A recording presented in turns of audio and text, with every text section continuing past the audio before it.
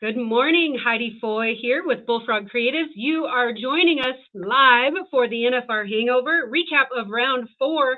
You guys, this is how you know that it is Bullfrog Creatives and the NFR Hangover. We have one of our co-hosts that is currently in a active shooter drill, and will be joining us as soon as he can. And one of them is on the road, actually headed to Las Vegas. So we are super excited to bring this show to you today. Let me get my slides up. We're so grateful for our partners. Our partners this year are Cinch Jeans, as usual, making us look good. Well, I say this every day, but they're doing their best to make us look good. And of course, the 180 Project, which is Tony Branquino's passion project. You guys take a look at that if you do not know what it is. And Garden City Community College, as usual, bringing us Jim Boy Hash.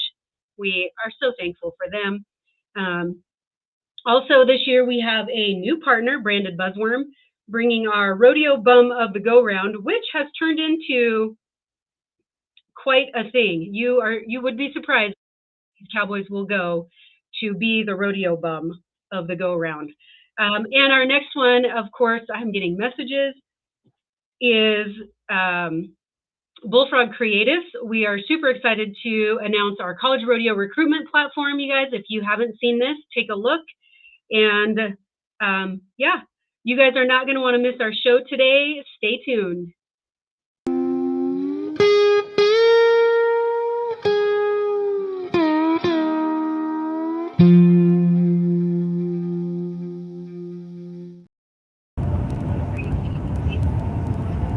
Here we go. Hey, I'm not flying a plane. I'm actually in the back seat of the car while my wife is driving. My daughter's in the front seat. So as you can see, I'm the NFR Hangover roving reporter today. Yeah, I appreciate that you're not flying a plane. I also appreciate that you're not driving. Although I hear that it might be just as scary in the passenger seat. Well, I wish they were behind me because I would like to. They were just high-fiving each other. Charlotte got one hand on the wheel. I think we might be going an alternate route. I have no idea where we're going. I'm not driving. We may wind up in Albany, New York by accident. Accident? Maybe it's not an accident. They're trying to tell you something. I don't know. They told me we were leaving California. Look, I wound up in Texas. So, I'm super excited about our guest today. I know that we will have at least one guest because our other one we may have to reschedule. I'm still waiting to get some confirmation from Doug Champion. Okay. Although I did tell him that if he was late, it was okay. So I'm going to add our other guest. It looks like Miss Amberly Snyder is going to join us today. I'm kind of like fangirled out right now. So you might have to do this interview. Hi, Amberly. I'm so excited that you can join us. Listen, we're so laid back. You can tell we're laid back. But I told, so Jim Boy Hash and Tony B are our co-hosts, and I told them, like, I'm going to just message Amberly. And they were like, she's too busy. I'm like, well, all she can do is say no. Because, like, whatever, who cares? All she can do is say no. And then you said yes. And I was like, yes, I win. I win for coolest guest. And here we are. Yes. So thank you. I appreciate you coming on. So if you do not know anything about our show, the NFR Hangover, we just BS about rodeo, or sometimes we go off topic. Usually we go off topic. I was going to say 90% of the time we go off topic. We zig when we usually should zag, but that's what makes us unique. Yeah, that's all right. So where are you joining us from today? I got home yesterday, so I'm at home today. I'll be home for 2 days, and then I'll go back down to Vegas for the second weekend. Perfect. So well, tell us, Amberly, we appreciate you joining us. Like, I don't believe I said you were too busy. Jim Boy said that. I just said you probably had a lot of obligations this week. And But I thank you do, for and I taking do. time out. This is the only day, and honestly, even the only hour I had left in the whole week. So I might have to sneak off a little early, but we'll see if I can stay the whole time. That's okay. You know what? That's okay. Any time you give us, we greatly appreciate it. You are an inspiration to so many. Your story is amazing, but what I love about it is, Heidi's talking about fangirling out. I've got to tell my father-in-law, who passed about a year and a half ago, was your biggest fan, Jimmy Jackson. He every time he got a chance to take a picture with you, he would there in Vegas, and I just wanted to tell you that he really admired you and thought the world of you. And not only him, but there's so many people that love how you share your message, I guess, is what I would say. Well, thank you. So tell us, what are your obligations in Vegas? Like, what are you doing now?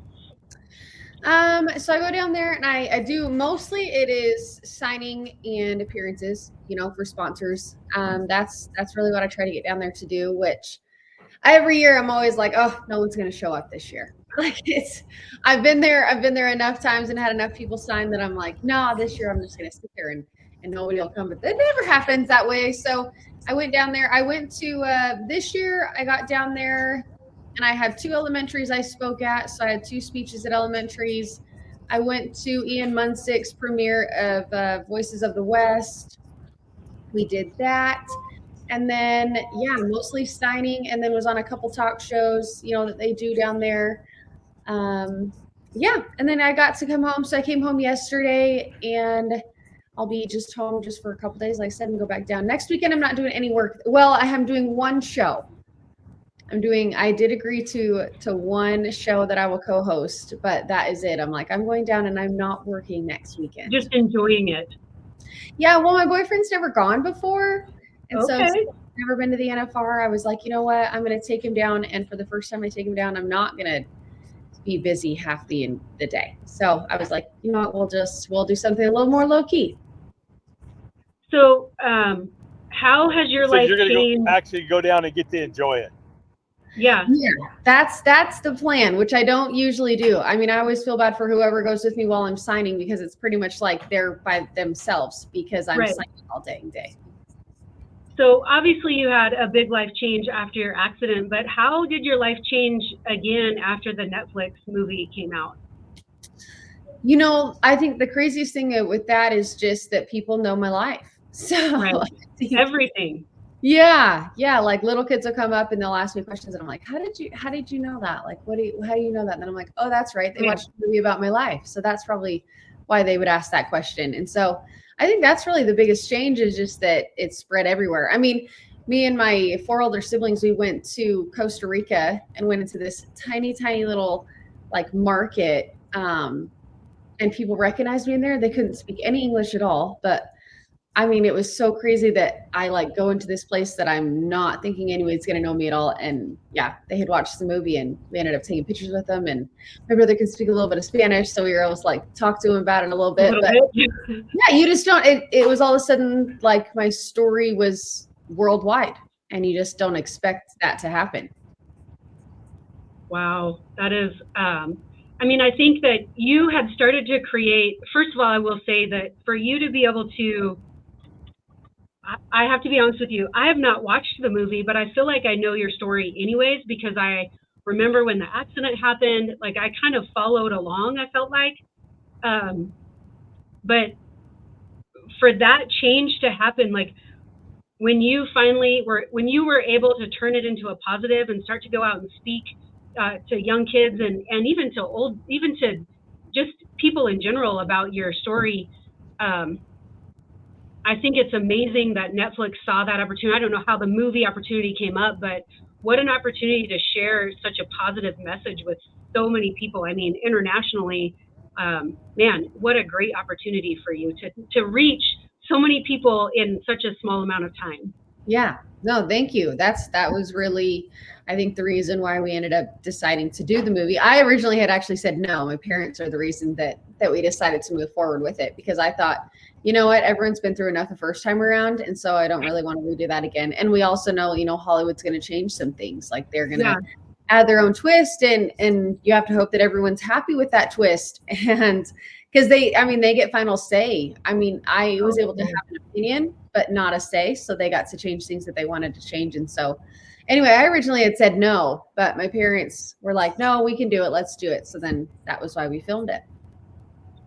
That's crazy. We do have a comment. The name of the movie is Walk, Ride. Where did it go? Rope. What's the movie title again? Okay. It is Walk, Ride, Rodeo. Walk, Ride, Rodeo. So it is in Netflix. And again, it's a great, it does share your whole story. I mean, what were your major, was it just that you didn't want to see those changes? What were your major concerns about doing it at the beginning? I think that, there was just a lot of emotions that my family went through for the first time. Yeah. It was a completely life-changing situation and experience, not just for me, but for all of them. And so I thought, I don't think we need to relive that. Yeah. And so that was what I didn't want anybody to have to relive. And so that was where I was like, you know what, let's not do that. We don't need to. We've moved forward. We're doing something different, And that was probably my biggest concern. And then the second one was that I know that they would change it. Yeah. They get to take your movie rights, right? Like they take your story rights, and then they get to twist things. And they did a good job. Like they really did. I wouldn't say that they're not that accurate. I give them 85% accurate, like they did a good job, but they still were able to twist things that they wanted to twist. And that's part of the business. Even being there on set, there was things I'm like, oh, I kind of want this. And they're like, yeah, but we like this better, and that's just the way that goes. No matter what you say, you're like, I lived it. This is what happened. Like, yeah, that's great. We understand it, but we want it to go this way. Right. And that's exactly the way it goes. I'm like, but I was there. And they're like, yeah, we know, but this seems better. And so I'm like, okay. This looks better. Let's do that then. Sure. Did you have any say in the actress that played you? The producers had sent me when they got down to 5. Okay. They say and then I said, from these 3, you can pick. Now, what they did not tell me, all they did is send me a picture. They just sent me a picture, and that was it. They didn't give me any other details. And so I took 2 out of them, and I was like, these 3 are fine. And then they picked Spencer, and then I asked, all right, so what is her? I assumed all these people they were down to had some sort of horse experience. So they picked Spencer. And they said, all right, so what's her horse experience? They said, well, none. And I'm like, oh, that's perfect. All right. Does she know she's playing in a horse movie? Like, this is kind of a big deal. But I was like, all right.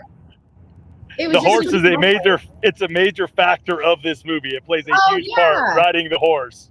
Yeah. So they flew her out to my house, and we did like a 2-day boot camp between horses in my wheelchair, and at least got her started. And then they gave her a couple riding lessons in LA. So those riding lessons were interesting as well, just in general. And because they lined her up with a girl who rides English for her riding lessons. Good. So that's so much different. Mm-hmm, yeah, because that fits the movie perfectly. So some of the people involved didn't really, there's a horse involved, got to be English, and just kind of didn't have the whole concept of, or know your whole story, I guess. Oh, I think that they were just like, we're in LA, so this is who we found. And this is gonna work. Huh. Yeah, she was doing fine. She was not supposed to do any of the filming above a trot. They did sneak in a few little lopes while I wasn't there. But for the most part, it's me and my little sister. So my littlest sister was my pre-accident stunt double. So she did a lot of the riding, a lot of the running. And then if it was post-accident, then I did the majority of that as well. So what's super interesting about that is, I feel like people that live in the industry or live in the horse world, we watch movies like this and we're like, Man, why didn't they find somebody that could ride? They don't care. No. No. Yeah, that's That- not. It's just not. It's just not a priority on that. Like it's the afterthought. Like, oh yeah, they're going to be on a horse. Yeah, yeah. They're like, this is who we want to fit the role, and they're like, oh, well, yeah, there might be a horse involved. Well, we'll figure it out, right? Like that's just the thought of it. So we'll how CGI was it? We'll AI it. We'll figure it out. Oh yeah, well in my movie that budget was not big enough to do any of that crazy stuff. So it was just like we'll just figure it out and see if maybe if we do a right angle she can do something different. But and I love Spencer. So and she did a great job. Like she really was the right pick as far as her to play me, you know, she did an excellent job, right? I just wish I could have had her on a horse for a month before. Yeah, yeah. That's funny. How was it for you to be on the set and kind of watch your life unfold again? You know, was it as difficult as you imagined? It's all the emotions. I mean, you were excited and it was fun that you were doing it, but then you'd be frustrated that things weren't exactly what you wanted them. You were emotional because you're reliving things. Mhm. You know, it's all of the emotions. I felt like every single day was kind of a roller coaster. So we have Kim Furnival who was watching. You were in Wyoming Medical Center the same day her daughter was born. That is crazy. Yeah. So in Casper. Yeah, because I was in Casper for 10 days before I flew back to Utah. Wow. So have you been able to were you able to watch the rodeo last night? Yes, we did. We did. You know what? And it was kind of a fight with my little sister because we only had one account. And so she was at college and me and my mom were at my house and she kept trying to kick me out. And I said, Autumn, I'm going to actually talk about this turf tomorrow. And so I'm like, you can watch it tomorrow. I've got to watch tonight. That's funny. We have the same conversation at our house. Like, yeah. If you guys are going to watch the rodeo, you need to come upstairs because I got to cook dinner and I have to watch the rodeo. Yes, that's the exact thing I was trying to tell her is I was like, you can, if you wanted to watch it, drive 30 minutes to my house and you can sit here and watch it with us. At least I'm not the only one having that struggle. So let's talk. I do want to know, do you play Pro Fantasy Rodeo? I don't. So I did 1 year and that's the only time I did. And I was so frustrated that I was like, this isn't worth the stress for me. Same. I am terrible.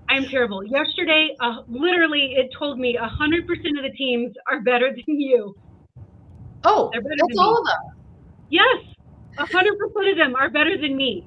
I'm like, seriously, that can't. I don't believe that. I don't believe that. So we have our own NFR Fantasy League. Well,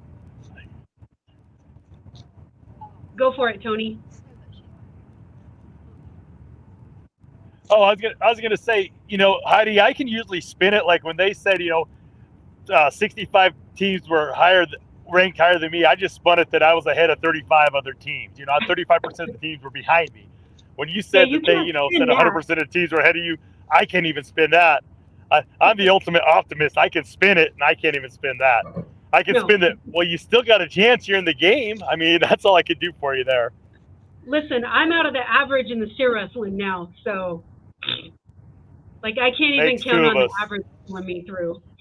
So we have, Amberly, what we do is we give away, based from our partnerships, we give away go-round awards. So just want to talk real quickly about the NFR Hangover Pro Fantasy League. You will not be seeing my name up here. Our round 4 winner is Rope Tough for Money, and I believe that is Amy Reed's team. So Amy, reach out and send me. She smoked us last night. 160,000 is what her team won last night. A big chunk of that would be Kai Hamilton being one of 2 bull riders to ride last night is all. And so they split all that money. But Amy made a big jump to the top of the leaderboard. I got knocked down to 5th from 1st. I think we should have called it after 3 rounds, Heidi. I really do. You did say that. I was going to. Yeah, I jumped to 5th. Amy's winning it now. It's been fun. A lot more fun this year than last year when I'm actually in the top 5. Let's see. Where am I? Oh, I'm scrolling way too long. I think you're 41st. I'm 40th. So we got 43 though. You're not last. Guess what I'm gonna change my header to. I'm not last. I like it. Did you see on here? There's a hard luck award for the pro rodeo. What is that? Fantasy Pro rodeo. Fantasy rodeo. Yeah, you get won it. bucks. Okay, that might change my selections moving forward. Yeah, look at that. Here's your spin to the positivity. If you are last place, you get $1,000. You are gonna get paid. I like it. Okay, I'll go with that. I could be a loser for $1,000. So Amberly, last year was my first year doing it, and I really didn't do a whole lot better. I have a tendency to pick the people that I want to win. Yeah. Because I'm manifesting a gold buckle for them. Mm-hmm. And then they didn't follow through on that. Did you tell them you're manifesting for them? You might need to give them a heads up on that. Let them know. Yeah, I need more people manifesting the same thing, obviously. No, you know what? I talked to a few of them before about that, and they're like, actually, the few that I did visit with about that were like, it's kind of annoying when fans come up and are like, "Why'd you suck last night? You're on my team." They're like, do you think I wanted to? Like, I didn't go out there and be like, for all the people that I'm on their team, I'm just going to go and trash it tonight. Yeah. Yeah. I really wanted to miss that horse out because I was on Tony's team and I knew it would affect him. That's what I mean. And I'm like, yeah I don't blame you. I really tried. So there's an off chance that sometimes we get contestants on here, and I try so hard not to, because they need more pressure, right? Yeah. To know that their friends are picking them. Right. I try not to say anything, but sometimes it's hard. We're rooting for you. Yeah. Yeah. Oh my. You're my favorite. Yeah. You're my favorite, so quit missing in the team roping because I might win $100 tonight in the go round. So please, they're like, because I don't want the 30,000 they can give me. Yeah, that's what I mean. They're like I tried to suck. I didn't try to do that tonight. That's funny. Look, hey, Doug Resser teaches ag in Kansas. He is headed to Vegas tomorrow, and his intro lesson plan is watching your movie while they're gone. That's perfect. I feel like that's a good ag movie. Yeah, that they can all write like a little paper on that. I've had a lot of people do that. Look at Amberly. She's giving out homework. Oh yeah, I mean, there's a couple ag teachers that have a whole unit and lesson plan based around my movie. So I'm like, at this point, like they can do follow along charts. They can write a little essay after. They can do, letters to Amberly. I've had elementary schools do that and sent me their letters. I mean, there's an A class in Kansas is gonna find out that they're watching your movie and you were giving them homework. They just thought their teacher's gone and they get to watch the movie. No, we got to write essays now. You won. Yeah, you got to tell me what you learned from that. There you go, Doug. There's your new lesson plan. Oh my goodness, I love it. All right, listen, I really feel like the grand entry has been really boring. Well, it was after one night there's a pirate and then nothing last night. It's not. After Hayes Waite set the bar up, dressing up like a pirate because he lost the bet with the bull riders. Okay, and so I didn't know the inside story on that. We were trying to wonder, like, I hadn't heard that story yet, so I was getting asked, and I'm like, I have not heard why Hayes was a pirate. So all NFR rookie bull riders, there's a bet in the locker room. If you don't ride your first bull, they have to do something. And his was he had to dress for the pirate for the grand entry. If he does not ride his first bull at the NFR, well, he didn't ride and he got to wear that pirate outfit around. And I found that out actually through Kara Doherty, Chase Doherty's wife, because she said his rookie year at the NFR, his rookie NFR, if he didn't ride his first bull, he was going to have to pierce his eyebrow. And What? she goes, thank goodness he rode his first bull. So. And who had their head shaved last year? I can't remember. One of them had their head. In conversation. Yeah, but yeah, somebody shaved their head. Somebody had to. Remember, there was one night somebody had women's makeup on as they're getting on their bull. Nobody could understand why. That was part of the ritual. So, and then the comment I got on my Facebook post when I posted the picture of him, I think the PRCA will find him. I said, if they do, he needs to pay him in gold coins. I mean, he's a pirate for sake. But they said, from what I've heard, they won't find him because it's kind of part of the tradition and ritual. Yeah, like they know it, so they're not going to fine for that. Well, and look at how much run it's got. I have a little bit more hope in the PRCA because they're not finding them. Like they fine for everything, but not that. Like, yeah. Okay, I like that. We'll give you that one. Yeah, but like nobody's even fallen off. Nobody's got bucked off. Nobody. Well, you put it out there now, Heidi. It's gonna happen. Come on. I'm really good at manifesting this year, so watch out. Hey, manifest the high roller slots at the Westgate when I pull the handle and we can fund the NFR Hangover show. Manifest that. I will. I'll work on that. I love it. So, Tony, are you going to be able to do stats today? Oh, yeah. Oh, I would have to do this. No, luckily at 48, my eyesight is still good. That's one thing. Or are you holding it out here? Well, because it's still pretty good. I don't have readers on. Leave me alone. My goodness. All right. Bareback riding last night. Leighton Berry, 87.5 for the win on Painted Smoke of Frontier Rodeo. Jaco Roper. I wanted Jaco to win because I want to interview with Jaco. I want to hear what Jaco has to say on camera. He wins second, 85.5. Keenan Hayes splits it with him, 85.5. So Keenan Hayes has placed 2 nights now in a row. Yeah, they also Mason Clements also places after winning round 3, splits second in round 4, and then we dropped the 5th. Cade Saunier, 85, and Dean Thompson, 83.5. So you have quite a few NFR rookies in the bareback riding last night winning checks. Now the big story is my man Jess Pope. He was 81. I guess it's not low, but the big story was Rocker Steiner was 75 again. He's had 2 scores in the 70s after first 2 rounds, so it's dropped him down in the average quite a bit. So in the world standings in that, let me go to the other page. I got so much cool stuff going on here. So that horse that Rocker drew, he didn't really seem to fit the rest of the pin.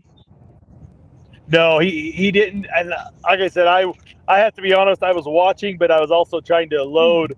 As you can see behind me, we told my daughter we're going for 3 days. And yeah, I'm not sure. At least they can't buy anything because there's no way to get it home unless they send me on a plane and fill the car full of stuff, which knowing them, there's a possibility that I just stay in Vegas. Just an idea. That was an idea. You can hold it. You can hold all the stuff. They'll just tie me to the roof is what they'll do. I believe me. But yeah, in the average, go ahead. Mason Clements is winning the average by a point over Keenan Hayes. Cole Reiner's 3rd. Oh, he's frozen. Yeah, we froze him. Pope is 4th.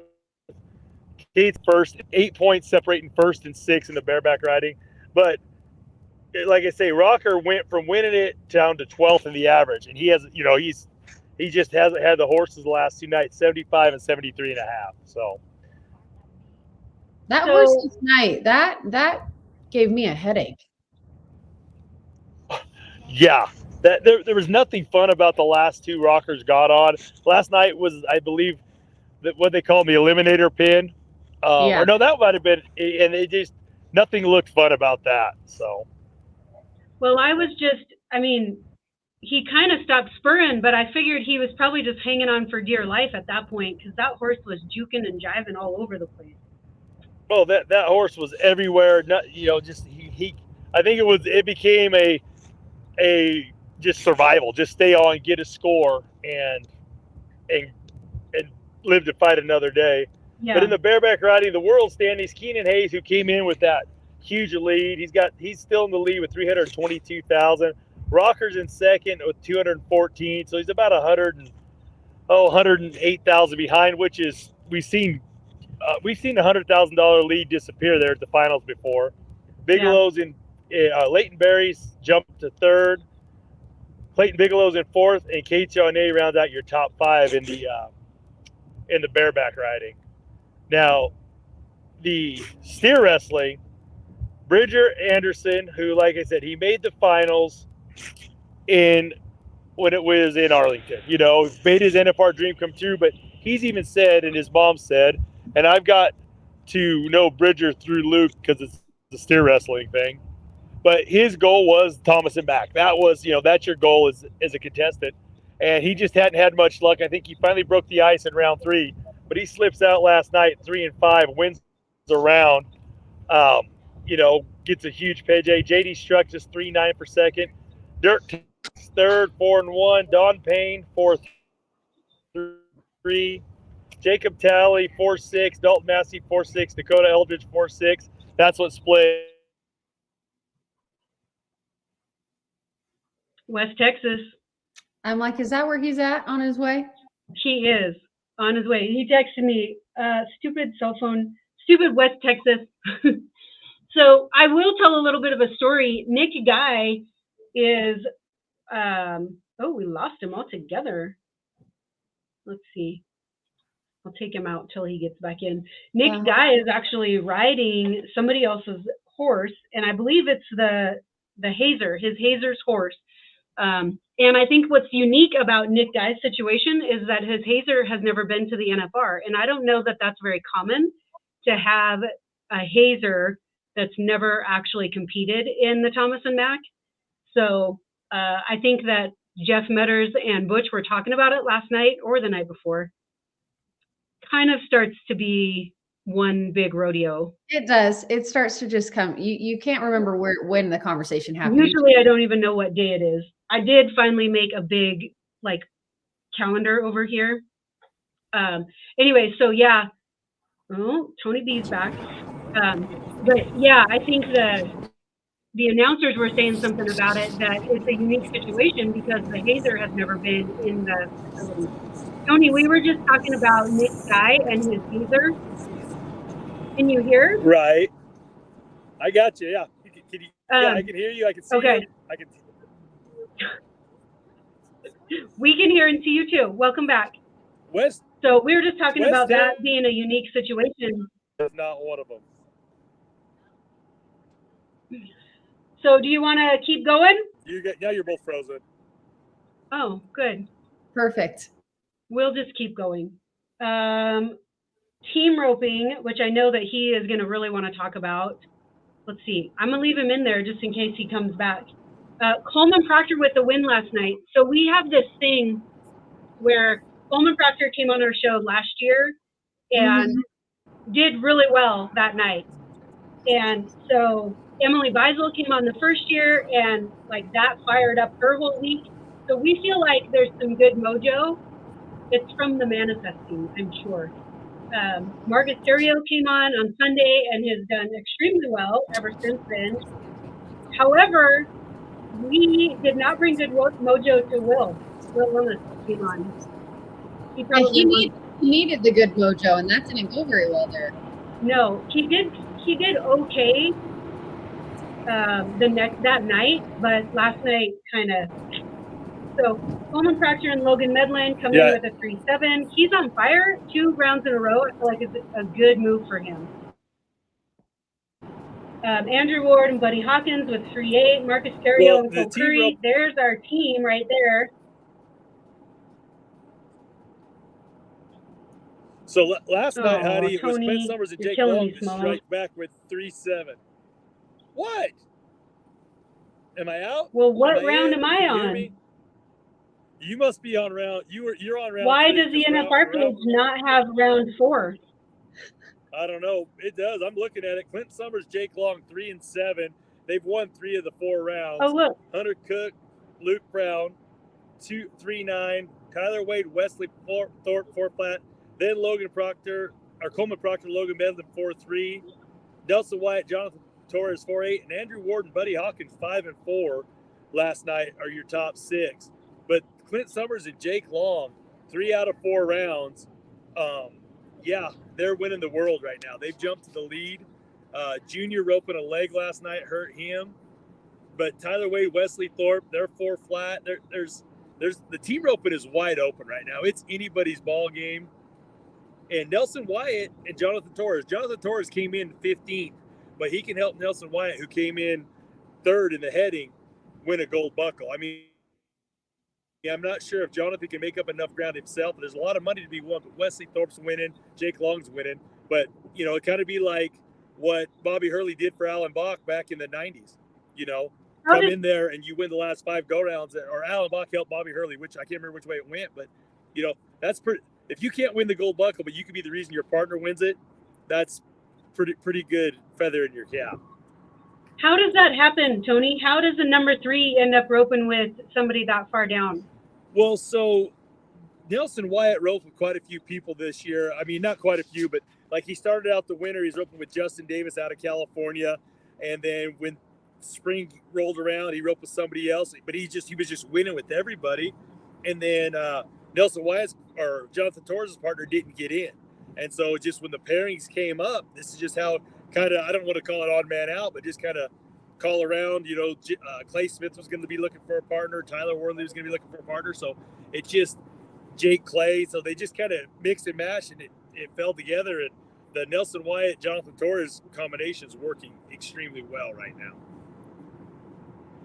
That's crazy that the team roping unfolds like that, right? That you can have the guy you roped with all year, but it might not be the guy you end up finishing the year with. It's or winning the world with. Mm-hmm. And it's like they said that's where the issue came in with the whole team roping controversy with Tyler Worley and Colby Payne is, you know, for 6 weeks it was Tyler Worley. After the audit, we knew who the teams were, and then if they let Colby Payne in, well, does he get to rope with Clay Smith, who was roping with, you know, already partnered up with his partner? You know, it was going to throw a whole monkey wrench in it.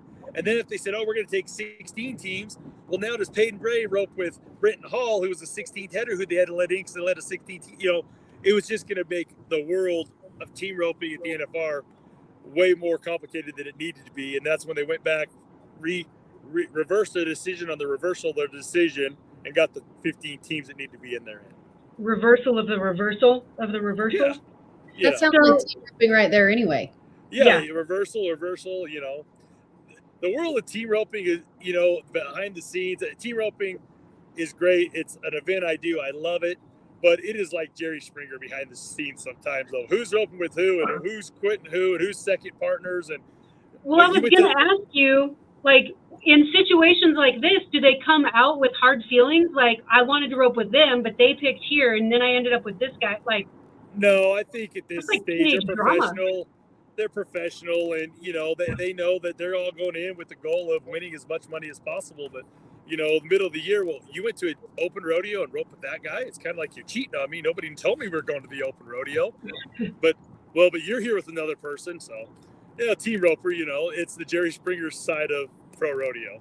I'm kidding. All my team roping fans and all you team roping fans that are watching NFR Hangover, I love team roping. It's what I do.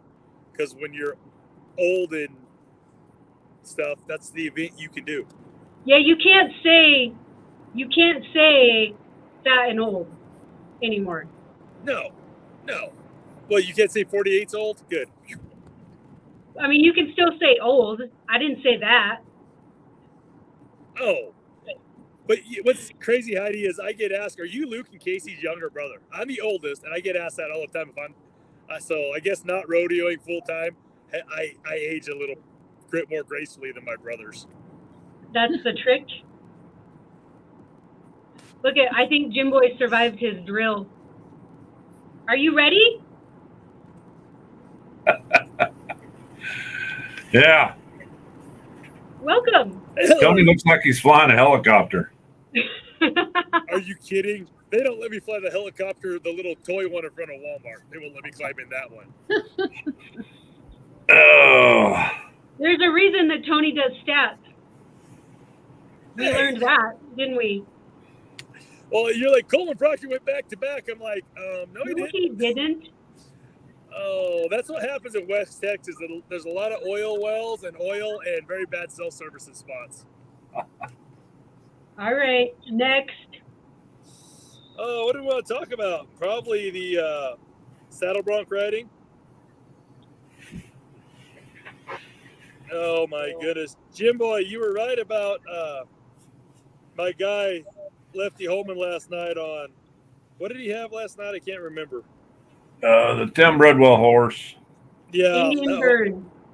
Yes. He got Yeah. by. I thought he could have been a little That's more awesome. points, but I guess the judges didn't think so. That's a lot of horse, but that was a good round of bronc riding. It was for a the very East End. They remember that one year. It's probably 7 or 8 years ago. I think they rode 3, maybe 4 of them that one night. Like they were hard on them. Yeah, they were not nice to the riders that year, but they looked good last night, and the Cowboys looked strong last night. Yeah. Yes. It was kind of nice to see a little bit of new blood in the interview. I mean, I've not seen him interview before, Damian Brennan. So, see, I'm a root for the underdog person. Which it's hard to have a lot of underdogs at the NFR because they're capable of winning to be there. But yeah, right. I think it's always fun when you get, like you said, you get to see a new face. Yeah. A new face show up. You get to see what they're feeling and how they're thinking of the whole deal. And yeah. And what a like if you're gonna pick a pin, like what a cool pin to be able to step up and win as a rookie. Oh. Yeah, to go out there on Cancun Moon 89 points, is your first NFR. It's kind of special, and so my daughter was excited because she's in love with Kai Hamilton, but she might have found another Aussie she likes. I think she just likes the accent. And when he won, she goes, it's Australia's night. We're gonna win the bull ride. I'm like, okay, good call, and it worked. So I actually rewound it so I could listen to the interview again. I'm gonna work on my Australian accent because I think all chicks dig it. Bet you my wife would like me more if I had an Australian accent. Keep both Probably hands on the wheel. Heidi said probably not. But no, so Tanner Butner was 88 points, Brody Chris 86.5, Sage Newman 86 for 4th with Zeke Thurston. Then Chase Brooks won the last hole, 84.5 on Second Thoughts of Big Stone Rodeo. And then, yeah, like I say, everybody rode. Well, Ben Anderson got a no score, and Ryder Hamner were Red Ryder. Ryder bucked off Ben Anderson. Stone Hammer's the one that got Ryder last night. What is the average sitting like in the saddle bronc riding right now? My guy Brody's got to be up there. Average, I can tell you that right now. Rankings, come on. And saddle bronc, you got Brody Crest 342 on 4. Then Zeke Thurston there tied with 342 on 4. Tanner Butner 339. Chase Brooks 338.5. Cade Bruno 336. Damian Brennan 336. And Sage Newman is 7th with 336.5 for Damian Brennan and Cade Bruno. But yeah, it's Brody Crest, who is no stranger to NFR averages for sure. Did you guys talk about that horse at Cancun Moon they won the bronc riding on? Did y'all hear the story? It's a Stay Smith horse, but he came from Mitch Terrell. And Mitch Terrell is TNT Rodeo down in Texas. And Mitch died in a truck wreck. He was actually taking stock to a college rodeo back in September. I think he's headed to Vernon's college rodeo, and tire blew out on the truck and wrecked. And so that was pretty special. I guess that's the first horse he got to the NFR, which surprised me. I figured they'd at least had a bull go before, but I didn't get to watch the interview, the buckle ceremony, but his son got to go up on the stage and get the buckle last night. So they did talk about that. Butch and Jeff talked about that during the performance a little bit, I think. Yeah. Yeah, they mentioned it during the perf, yes. All right. Tie down roping. It's tie down roping time, and it was fast last night. Shad Mayfield 6 at 9. He finally his interview was pretty cool. He's like, I talked to Fred Whitfield today, and I just got to go be Shad Mayfield, not worry about what other people think about my roping or my style. Just go do Shad Mayfield things. And he did it last night, 6-9. But Riley Webb, after winning the third round and, saying, hey, that big lead I had wasn't a fluke, he places again. Tough Cooper, who is, the grizzled veteran of the group, I still think of Tough as a kid, but this is his 15th or whatever qualification. He's roping better than he has the NFR in a long time. 7-2 for third. Haven Medjid places again, 7-4. Shane Hanchy 7-5, and Weston Hughes, who was 7-6 and just blitzes one. And Joe's like, he's going to win the round, win 6th place hole. So, but Shad last night, broke the ice, and it's like, he's not going to let Riley just walk away with it. But then Riley's like, okay, but I see you're 6-9. I'll go 7-1 and win $24,000. Listen, I will also say there's a lot of room for more speed from Shad because he bobbled big time. Oh, a couple times, yes.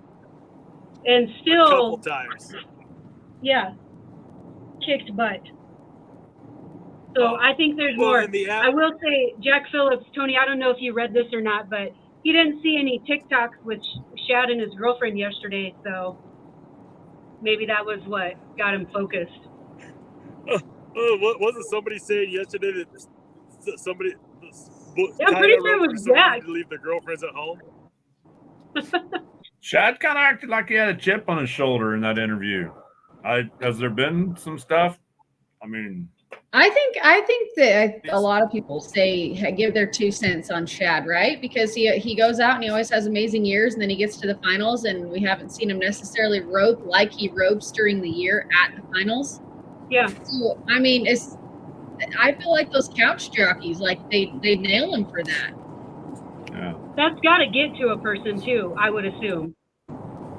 I would think. I mean, gosh dang, how you try to ignore it, but how can you ignore? I mean, let's get real. Even we were just talking about the people that'll come up and say, you're on my team. But I have sat next to signing by people, whether it's the barrel racers or ropers or any of them. I've sat next and signed by these people, and I cannot believe what some fans will come and say to them.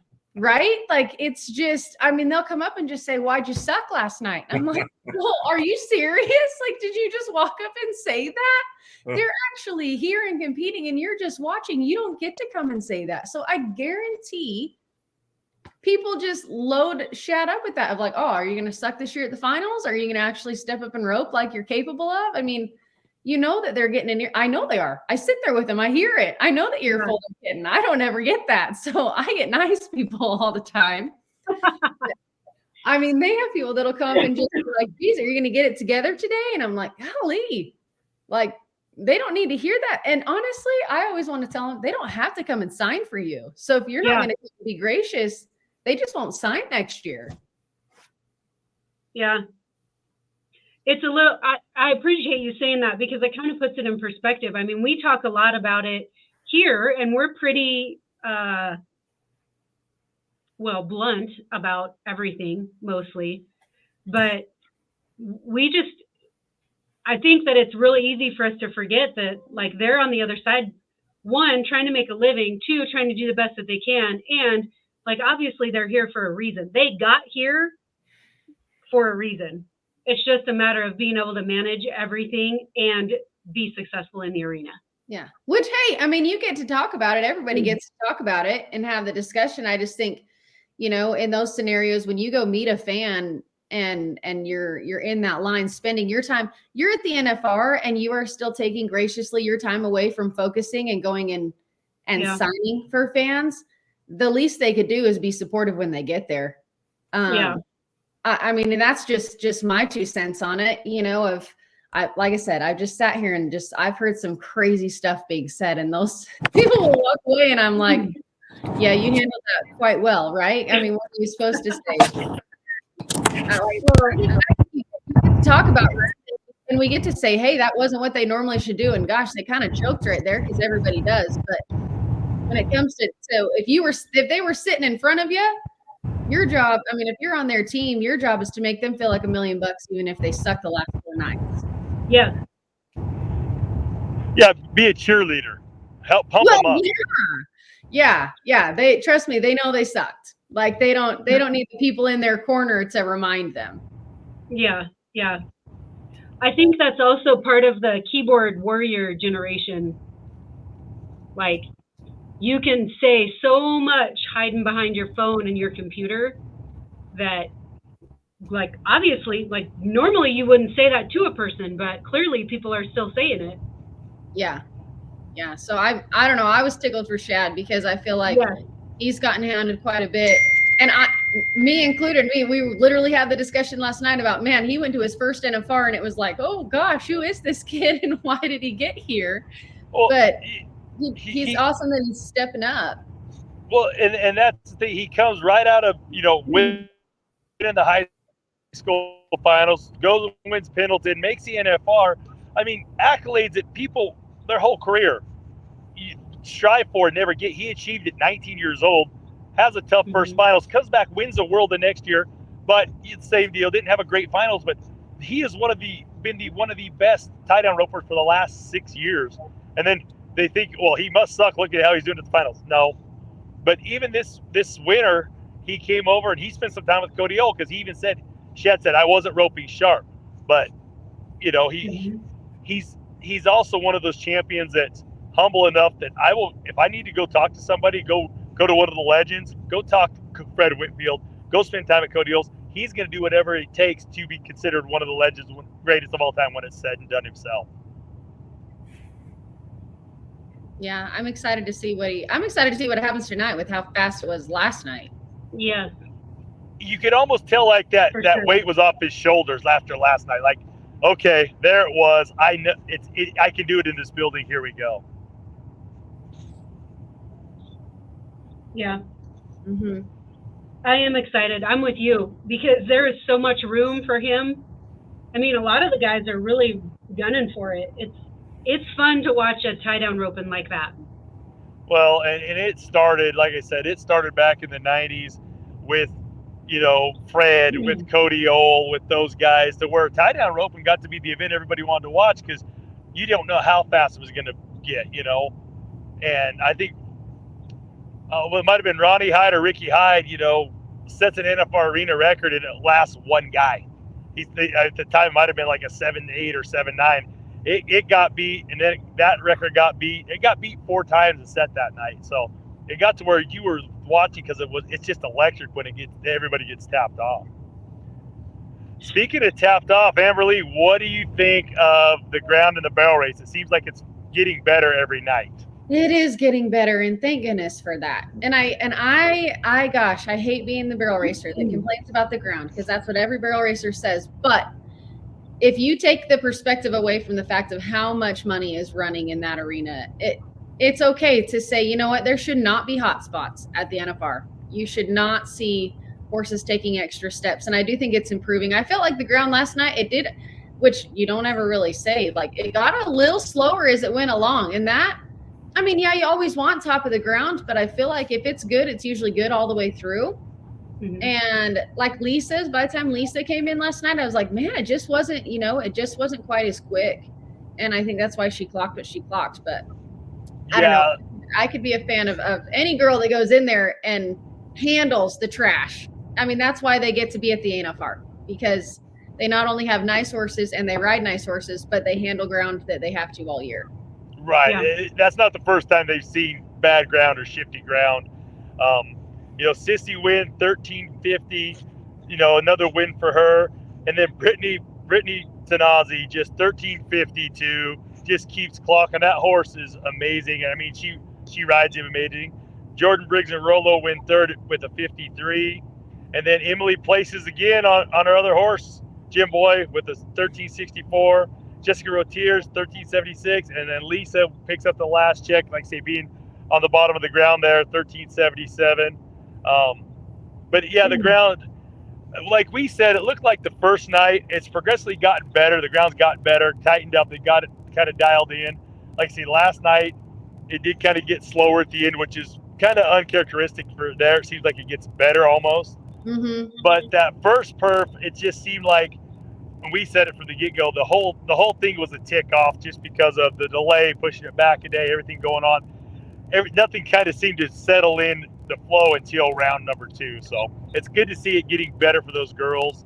And there's been some the stories about the contestants, their horses. That's what people don't realize until you hear it. The bond that they have with their horses, and it's not just get on and go run them and then go out put them in a stall. There's such a routine, and I mean, it's impressive to see what these girls do with these horses. This is a cool one. My brother and sister-in-law are very good friends with Sue Smith down there in Arizona. My brother-in-law sends me a picture of tacking on a shoe for a fellow competitor yesterday. Pretty cool. Oh, cool. Yeah, that was going through Facebook, right?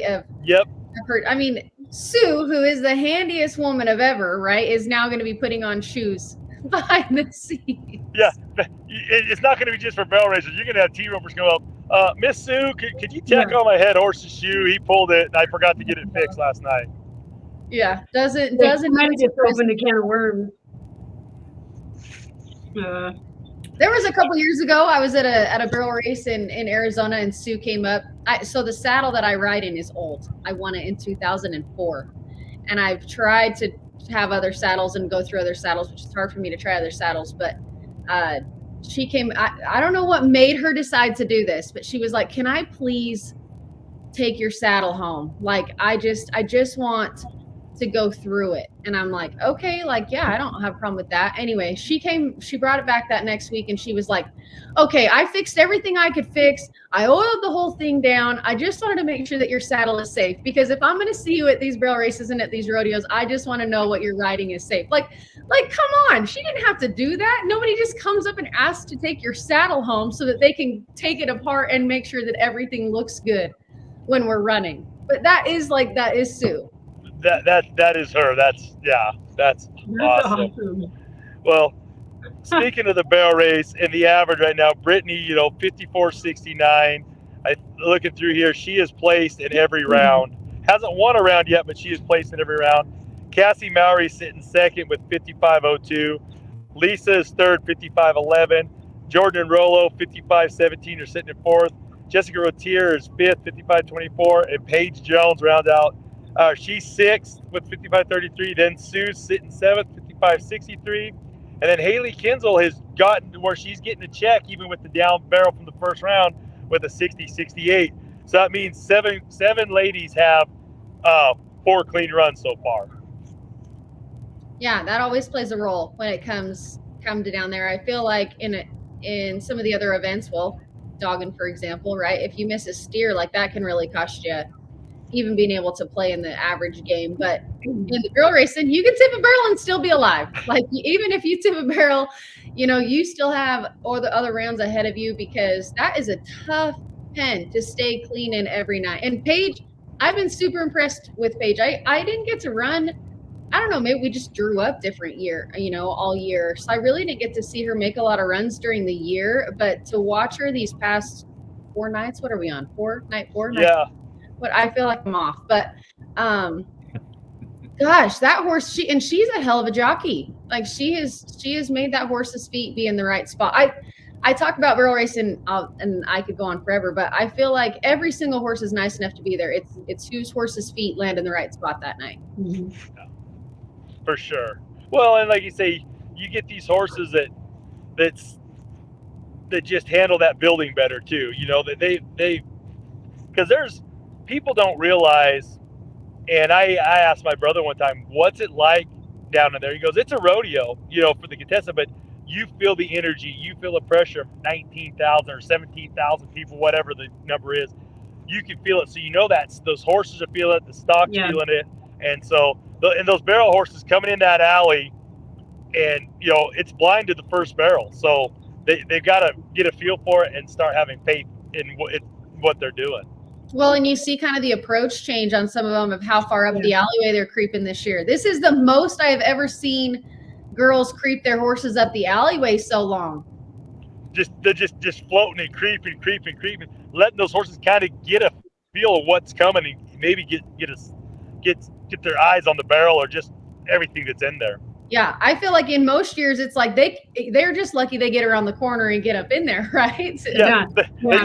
they just get by that panel and that gate, and then it's just full sin. But now a lot more, like you say, it looks like they're getting around that corner, and those horses are letting them control them up through there a little more. So I feel like Emily was one of the first ones that we really saw creep down that aisle, and then I think, I don't know, people are like, oh, that's a good idea, instead of just sending them from the gate. But I mean, I think Emily was really one of the first ones that we saw kind of have more control closer up to that was from her college rodeo coach taught her that patience and simmer down. And speaking of that, Jim Boy, what's Chongo's status since she's placing on the other one? She's staying with that one? Yeah, I don't know. She was pretty low on the ground last night, and the night before she was just out of winning check, and then last night looked good, and I think she's going to take care of that horse. She's not going to blow her mind up. Right. Even over 30,000 potential, she's going to take care of her. So she's super deceiving to watch. Well, she doesn't look like she's super fast. Well, she hasn't turned her loose to the first barrel yet. No, she's cruising her, is she not? I feel like she's just. And that's what she did up there at Sioux Falls. She just eased to the first barrel every time, and she didn't plan on even winning. And she's like, "Oh, well, okay." And somebody's like, "Well, you're gonna push harder tonight?" No, why should I? It worked last night, And so I could see her just kind of. She's gonna keep coming back up to the top of the ground now, and so she'll just kind of keep doing her thing, and might ask for a little bit more once she gets a little more comfortable, But look out for good things there. I hope I didn't make her mad. I did made a comment the other day about the barrels getting hit, but I think she can take it from me. And I kind of like what we was talking about a while ago. Saying bad things to contestants when you're getting an autograph. If you know them well enough, you can make some comments and kind of get away with it. I remember telling a healer out there one year, "Do I need to send you my instructional video?" Knowing that he knew I can't rope even anywhere close to his level, And so, I mean, I can get away with saying some things, and they know I'm being stupid. So, but I did think I thought the ground was better the night before.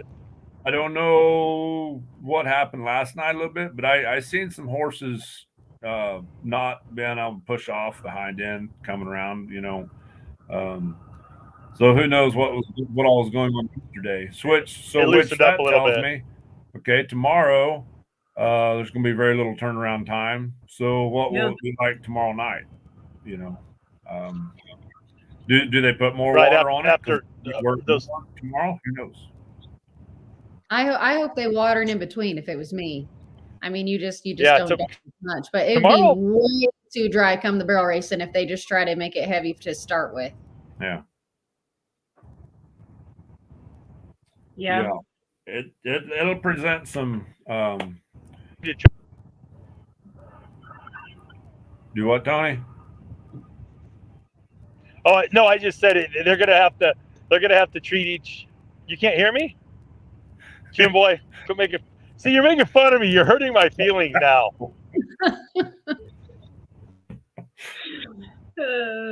Like an old Godzilla. Which talking about tomorrow a little bit. West Texas. Do what? West Texas. Remember, there's a pretty girl behind every tree over there. So I was told yesterday. Look at all the trees. Yeah, I was told yesterday. In the deal the other day, trying to figure out what to do with that first go round, the meeting with all the powers that be, all the local, the university officials and everything. I guess it didn't start out real good. Trying to figure out what they're going to do. Like, I think the university is like, we really don't care about your rodeo. And so I was told that it was kind of interesting, It got better as the meeting went along, but I guess what they were talking about doing was, since that Thursday, that first round, they were going to try to honor them tickets the Saturday morning. this last Saturday morning. The thought was most people wouldn't just be there for that Thursday night. They're probably going to be there for the weekend. So they're going to try to honor them tickets that Saturday morning, but just couldn't make it all work out, all the logistics of everything. So that's when they decided to do what they did by pushing it to tomorrow morning. So that's kind of interesting to find out. They were trying to do what, but it's just inevitably, I think they did end up making the right move, with what and that's what so many people, it's just like the breakaway deal. I don't know if y'all have talked much about the breakaway this morning. There's the campaign going to get all them signs in the crowd in the next few nights. Add breakaway. One of our viewers called me yesterday after the show and said, "Tell me this: if they were able to get the breakaway into the building during the performance, if you figure out the time frame, logistics, and everything, would everyone still be happy at the current added money? Would they? That's the question. Yep. Or are they going to want equal added money? That's something to think about there. I think a lot of people would say, "Oh yeah, they just want a rope in there." Well, that sounds fine and dandy, but then there'd be a lot of people hollering for the equal added money, and for anybody that remembers, the Cowboy Turtles Association is slow to move. I mean, we've come so far in 20 years, or they have, so it's still going to take some time to get there. And there might be enough support to get it pretty quick. I mean, they might be able to go generate it themselves and not rely on, but the breakaway deal, it's just like the barrel racing, it's the WPRA is invited. When people go to saying, well, the NFR the PRCA, and Tony, we talked about it last year on here when the PRCA tried to take over the barrel racing, and that didn't work. Yeah, that did not work at all for them. So that's and that's what we've talked about. And even like I said, I spoke with Larry D. Guy about it. She said that was the deal. Is if they put us in the building, and then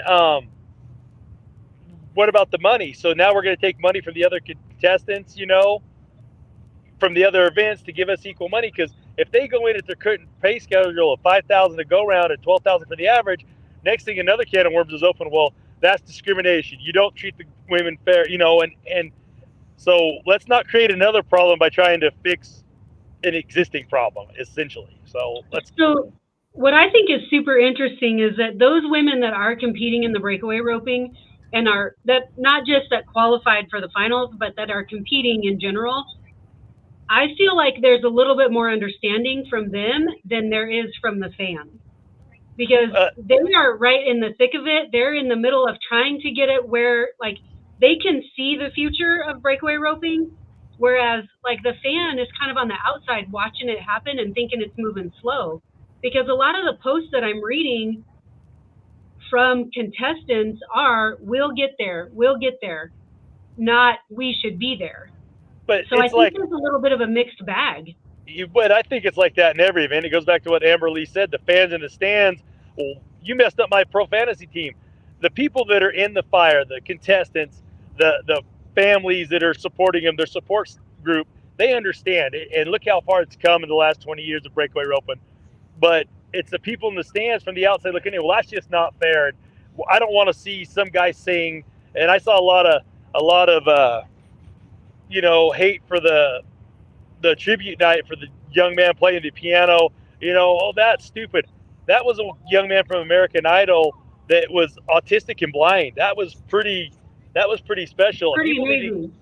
Let's get outside of our own bubble. Let's get outside of our own what we want to see and look at what's going on for the greater good of the sport of rodeo, I guess. So yeah. It seems like the women and the girls, the ladies that are roping, they know that they've got to get more. They got to get more buy-in. They've got to get that money before they can get to that level. And it'll be interesting to see when the new contract comes out. We don't know anything about the new contract. They got the 10-year extension that starts in 2 years.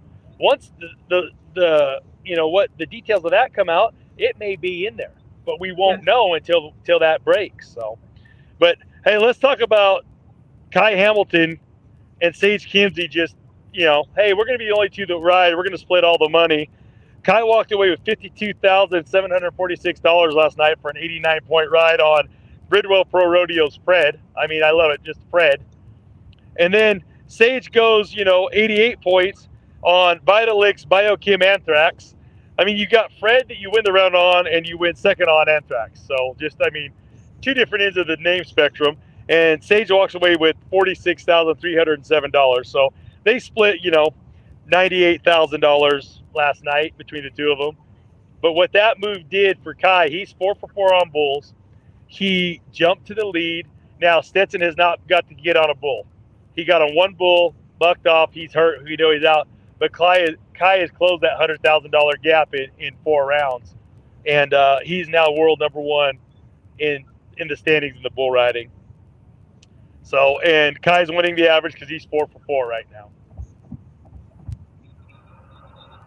Bull riding sounds pretty simple right now. If you're an Aussie named Kai Hamilton, you're winning money. Sage Kimsey is, like I say, you stay on, you get checks, and the bull riding's been really good. We talked about it yesterday. It's been fun watching. More guys are riding, and then last night, 2 guys ride, but it's 2 of the guys that have been at the top of the game for the last few years.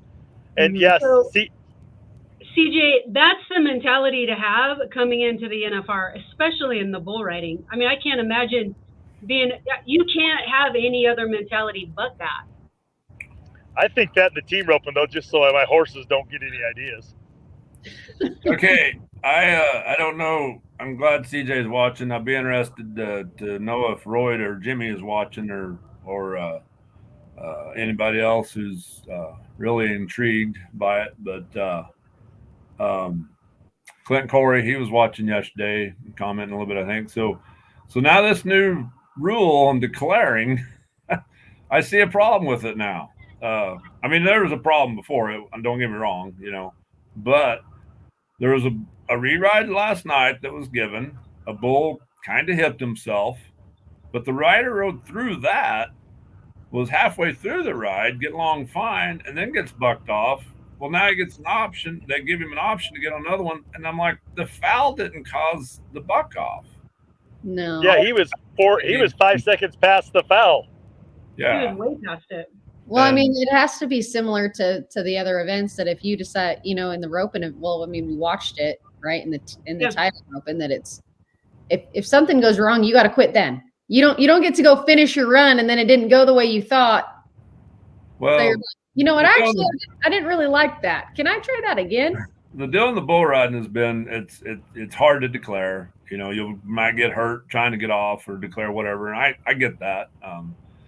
The deal in the roping, like the breakaway open, what happened to one of my girls at the college finals in the short go, the neck rope come underneath him and jerked him just as she's come across the line throwing it.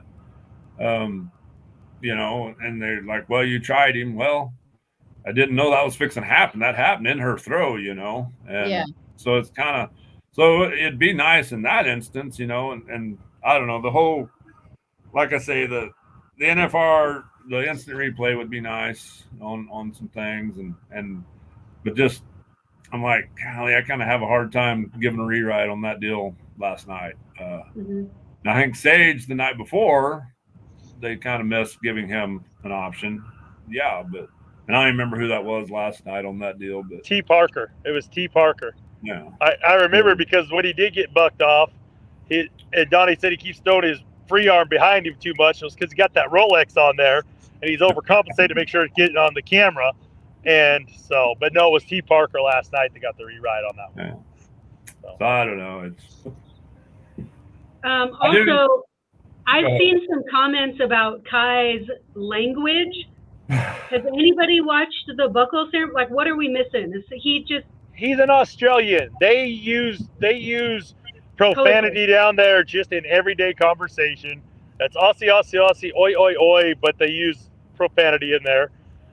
No, I haven't watched it because I say it's too late for me.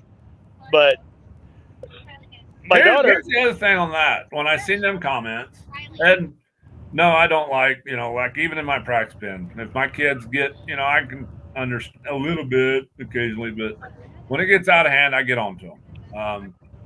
But here's the deal. That buckle ceremony is in a bar. At 11 o'clock at night. And they're giving you a bottle of whiskey.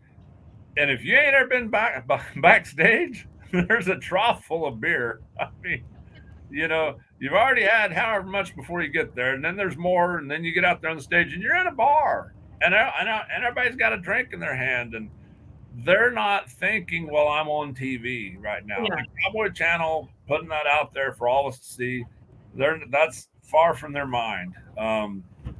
So it's going to happen. And it's like the whole deal. Well, you're on national TV. Well, it ain't like you're Patrick Mahomes, really. Getting interviewed right after you threw your helmet. Why'd you do that? But he apologized today.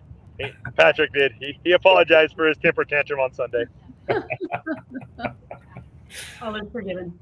But like I say, Kai, and like Tony said, that he's Australian. It's just and I don't know.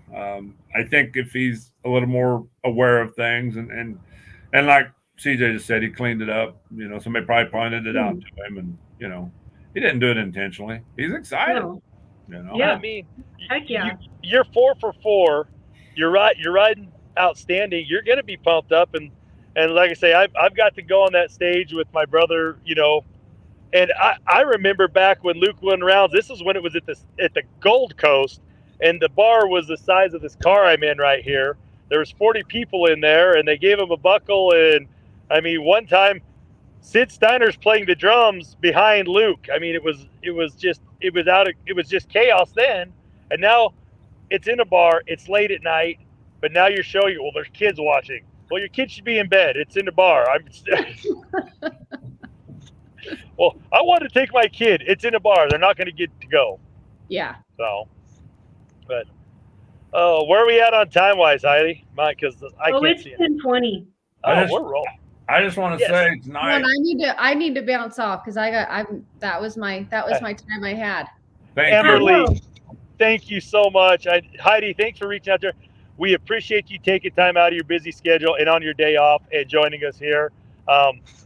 Truly, you are a role model. You're inspiring to old and young alike, and all walks of life, just not in the rodeo world. So thank you very much for coming on today. Yeah, thank you. Thanks Absolutely. for asking. Thanks for having me.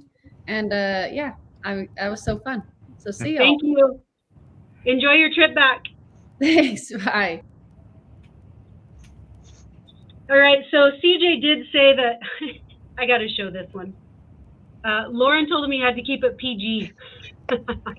And you know what? When Miss Lauren speaks, CJ's students, or former students, listen. So I'm working on getting that picture in here. So okay, that's why I sent it. Talk for a second. Well, hang on. Request for landing. Okay, all right, we're good. So tonight is the good horses and bulls. This is the money pin. Good watching. Tonight's the TV pin, they call it. And my goodness, I mean, you just looking down through the bareback riding. It's going to be good watching. Leighton Berry on New Scarlet. Orrin Larson has Gunfire. Orrin's been struggling. Gunfire's probably not just going to go straight across there. He's going to stay close and circle around. And so good luck to Orrin. I like Orrin. He's a good dude. Hope he can kind of, I'm sure he's sore. So what's Jess Pope got today?